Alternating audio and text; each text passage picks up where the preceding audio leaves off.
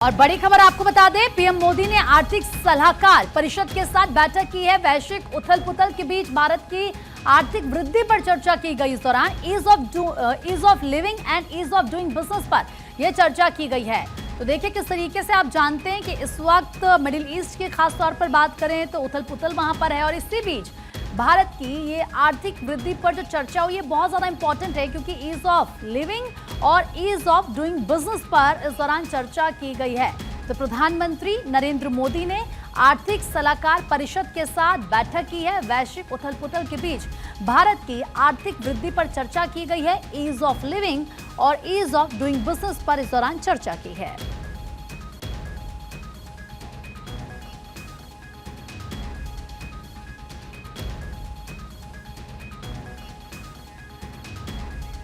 और इस बीच हमारी पॉलिटिकल एडिटर अदिति नागर जुड़ चुकी है हमारे साथ। अदिति, एक तरफ हम मिडिल ईस्ट में जो हालात हैं वो देख रहे हैं, लेकिन दूसरी तरफ प्रधानमंत्री नरेंद्र मोदी ने आर्थिक सलाहकार परिषद के साथ ये बैठक की है और इसमें ईज ऑफ लिविंग और ईज ऑफ डूइंग बिजनेस पर चर्चा की गई है।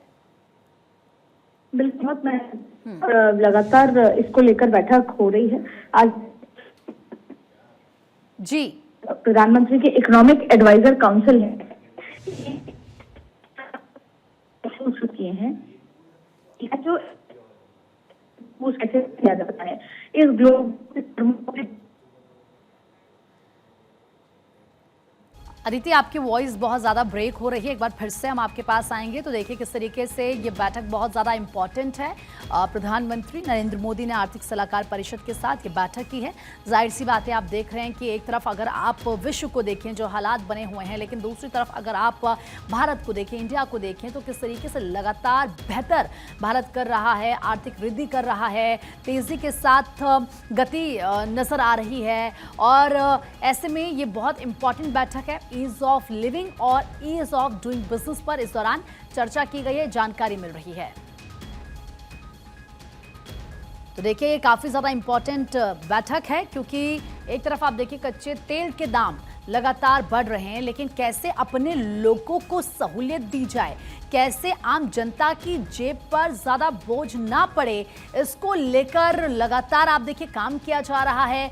इससे पहले भी आपने देखा किस तरीके से प्रधानमंत्री की तरफ से अपने मंत्रियों को किस तरीके से क्लियर डायरेक्शंस दी गई थी कि आम जनता को कोई दिक्कत नहीं होनी चाहिए। और उसके बाद हम देखते हैं जीडीपी की हम बात करें, लगातार बढ़ रही है। दूसरी तरफ आप देखिए विश्व में किस तरीके के हालात हैं, कच्चे तेल के दाम बढ़ने से जाहिर सी बात है सबकी जेब पर इसका असर पड़ता है। लेकिन अगर आप इंडिया का स्टैंड देखेंगे, आप सिचुएशन देखेंगे, तो आपको नजर आएगा। अदिति नागर हमारे साथ एक बार फिर से कनेक्ट हो चुकी हैं। अदिति, अपनी बात को पूरा कीजिएगा और ये बैठक कितनी इंपॉर्टेंट है?